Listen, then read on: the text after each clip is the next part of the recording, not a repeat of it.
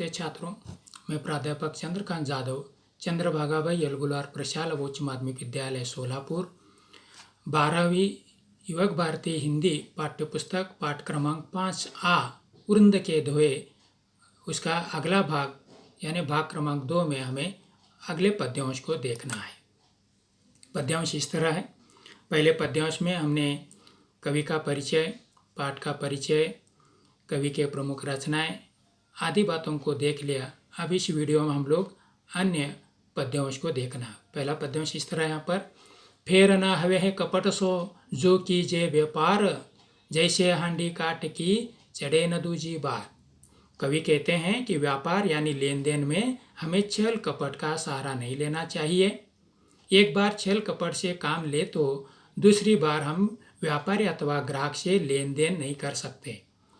कवि काठ की हांडी का उदाहरण देते हुए कहते हैं कि जिस प्रकार काठ की हांडी एक बार ही आग पर चढ़े जा सकती है, उसी प्रकार वह दूसरी बार नहीं चढ़ी जा सकती। उसी प्रकार छल कपट व्यापार में एक ही बार किसी को धोखा दिया जा सकता है, दोबारा यह तरीका काम में नहीं लाया जा सकता। यानी छल कपट से व्यापार में जगह न देना चाहिए।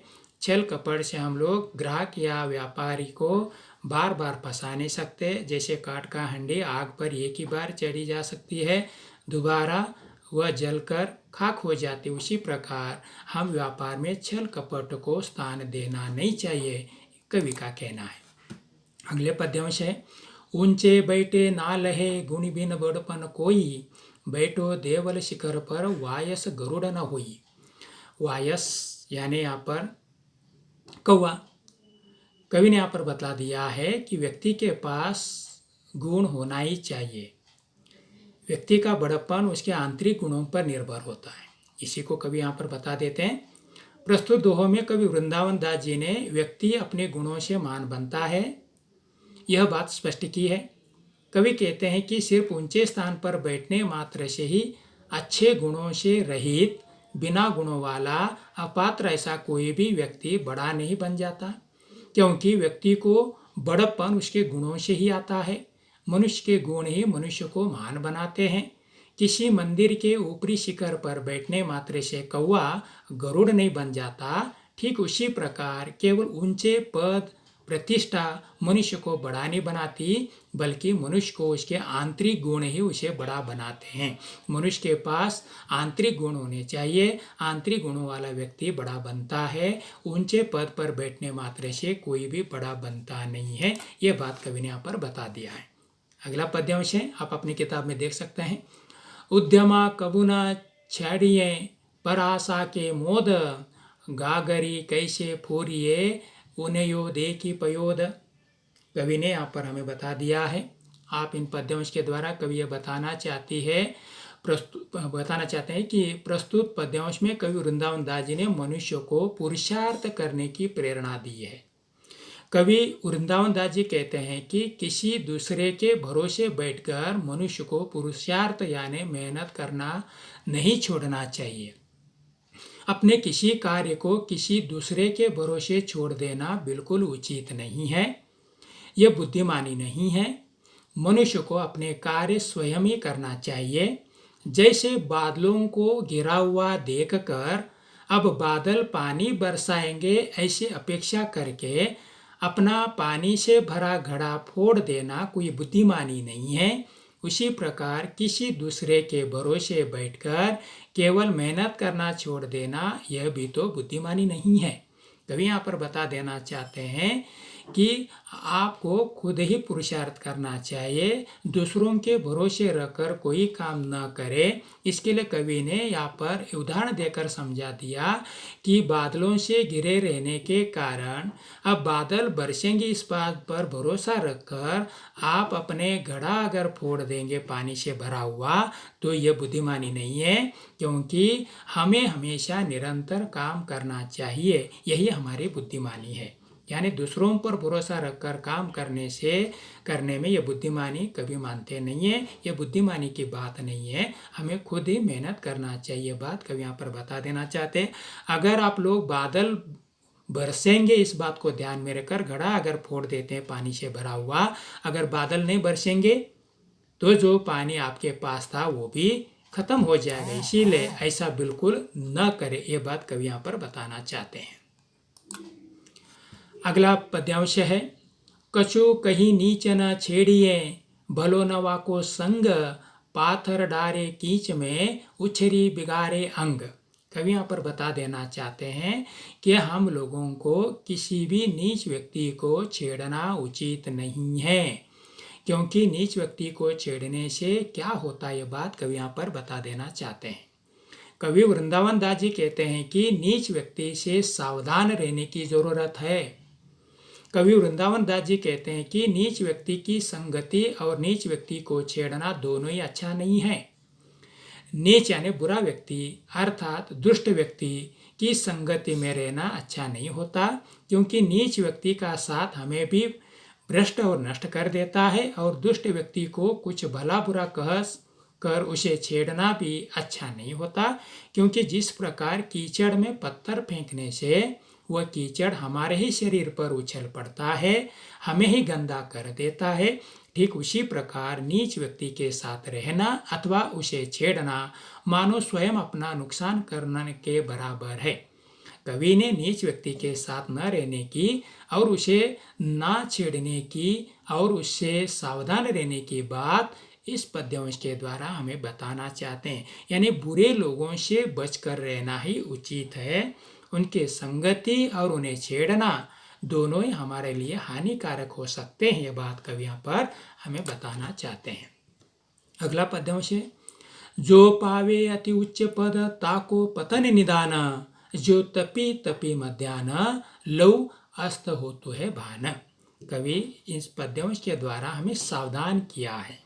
कैसे सावधान किया है कि समय आता है और जाता है, अच्छे दिन आते हैं जाते हैं, बुरे दिन आते हैं जाते हैं, कोई निश्चित नहीं होता। इसीलिए कवि इसी बात को हमें सजग करना चाहते हैं। क्या कहते हैं कवि? कवि वृंदावन दास जी कहते हैं कि जो व्यक्ति जितनी ऊंचा या ज़्यादा ऊंचाई पर पहुंचता है, उच्च पद प्राप्त कर लेता है, पद प्रतिष्ठा प्राप्त कर लेता है, उस व्यक्ति का पतन अर्थात नीचे उतर आना उतना ही स्वाभाविक है। यानी ये नीति का नियम है, जितने उच्च पद पर जाते हैं उतने एक दिन हमें नीचे उतरना भी पड़ता है। यानी कवि यहाँ पर बता देना चाहते हैं, अर्थात उन्नति विकास के शिखर पर पहुंचने वाला व्यक्ति एक ना एक दिन नीचे उतर आता है, उसका पतन सर्वनाश अवश्य ही होता है। जैसे कि दोपहर के समय तमतमाता हुआ सूर्य शाम के समय अस्त हो जाता है, ठीक उसी प्रकार मनुष्य को जीवन में भी उन्नति विकास होने पर पतन भी होता है। मनुष्य के जीवन में निर्माण विनाश उत्थान पतन सुख दुख यह एक स्वाभाविक क्रिया है, प्रकृति का यही नियम है, यह आता और जाता रहता है। हम लोग उच्च पद पर बैठने पर हमें किसी बात का घमंड नहीं होना चाहिए, क्योंकि एक दिन वह पद हमसे छूटने वाला है, हमारा घमंड एक दिन चूर चूर होने वाला है। इसीलिए उच्च पद पर बैठने वाले व्यक्ति को हमेशा अपने पैरों को जमीन से जुड़े रखना है, अपने लोगों से रिश्ता बनाकर रखना चाहिए, क्योंकि यह विनाश और निर्माण उत्थान पतन सुख दुख ये स्वाभाविक क्रिया है, वो प्रकृति के नियम है, होते ही रहते हैं। इसीलिए हम लोगों को उच्च पद पर बैठकर कोई बुरा काम नहीं करना चाहिए, ये बात कवि यहाँ पर बता देना चाहते हैं। अगला पद्यांश है, जो जाको गुण जान ही सोती ही आदर देत, कोकिल अम्ब ही लेत है काग निबोरी लेत।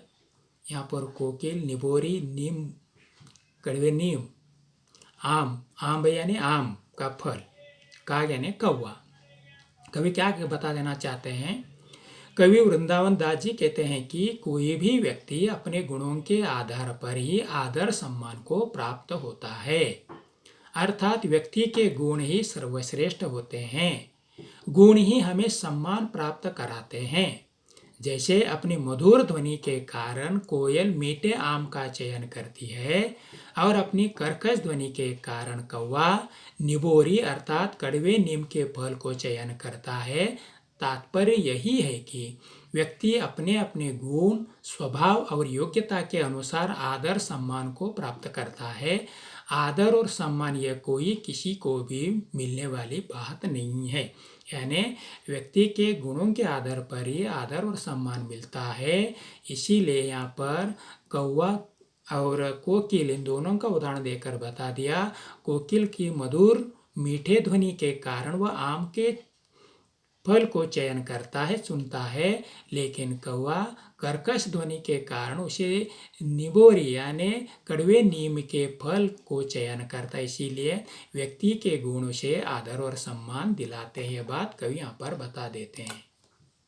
अगला पद्यांश है, आप आकर आज आपनो करत कुबुद के साथ, पाय कुलाड़ी आपने मारत मूर्ख आहत। यानी इस पद्यांश को मैं दोबारा पढ़ता हूँ। आप आकर आज आपनो करत कुबुद के साथ, पाय कुल्हाड़ी आपने मारत मूर्ख हाथ। यानी इस पद्यांश के द्वारा कवि वृंदावन दास जी हमें अविवेक की बातों को समझाना चाहते हैं। क्या कहते हैं? कवि कहते हैं कि अविवेक और नासमझी के साथ किया गया कोई भी कार्य हमारे स्वयं के लिए हानिकारक या नुकसानदायक सिद्ध होता है। उदाहरण स्वरूप ठीक वैसे ही जैसे कोई नादान मूर्ख व्यक्ति अपने अविवेकपूर्ण मूर्खतापूर्ण व्यवहार से अपने हाथ से अपने पांव पर कुल्हाड़ी मार लेता है, वह स्वयं अपना नुकसान कर लेता है। इसी प्रकार अज्ञान, अविवेक और नासमझी से व्यक्ति स्वयं अपना नुकसान कर लेता है। इसीलिए कवि वृंदावन दास जी कहते हैं कि हमें हर काम सोच समझकर विवेक से करना चाहिए। अविवेक से हम लोग नुकसान का सामना कर सकते हैं। इसीलिए विवेकपूर्ण व्यवहार को महत्व कवि ने यहाँ पर दिया है। हर काम को सोच विचार करके ही कीजिए, और यही बात कवि यहाँ पर हमें समझाना चाहते हैं।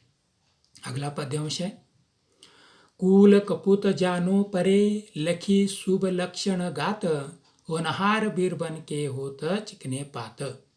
कवि यहाँ पर हमें बता देना चाहते हैं, कवि यहाँ पर क्या कहना चाहते हैं? वृंदावन दास जी कहते हैं कि पालने में बच्चों के शरीर को देखकर ही भविष्य में उसके अच्छा या बुरा होने का पता चल जाता है। बाळाचे पाय पाळण्यात दिसतात, जो मराठी का कहावत है, उसके मुताबिक बच्चों के बचपन के हरकतों को देखकर ही वह बड़ा भविष्य में वह क्या बनेगा, कैसा बनेगा, इसका पता चल जाता है। यानी बचपन के हरकतों से भविष्य दिखते हैं। ठीक उसी प्रकार जैसे उत्तम बीज के पौधों का अनुमान उसके चिकने व स्वस्थ पत्तों को देखकर लगा लिया जाता है। यानी कोई पौधा कितना अच्छा है उसका पता उसके पत्तों के चिकनेपन से, अच्छाई से नजर आता है। प्रस्तुत पद्यांश में कवि वृंदावन दास जी ने बालक के शरीर के शुभ अशुभ लक्षणों से उसके अच्छे बुरे होने का एवं चिकने स्वस्थ पत्तों से उत्तम बीज के पौधों का अनुमान लगा लिया जाता है, यह स्पष्ट किया है। यानी छोटे बच्चों के बचपन के गुणों के आधार पर उसके भविष्य के बारे में कहा जाता है। वैसे ही उत्तम बीज कौन सा है, तो उसके जो पौधों के पत्तों को देखकर, उनके अच्छाई को देखकर, उनके चिकनापन को देखकर यह उत्तम गुणों का पौधा है, बीजों का पौधा है, ऐसा कहा जाता है। वही बात कवि यहाँ पर हमें बताना चाहते हैं। अब हम दो भागों में, इस पद्यांश के दो भागों में, यानी वृंदावन दास जी का वृंद के दोहे, इस पद्यों को दो भागों में देख लिया है। अगले वीडियो में हम लोग स्वाध्याय व कठिन शब्दों को देखने वाले हैं। इसीलिए तब तक के लिए धन्यवाद।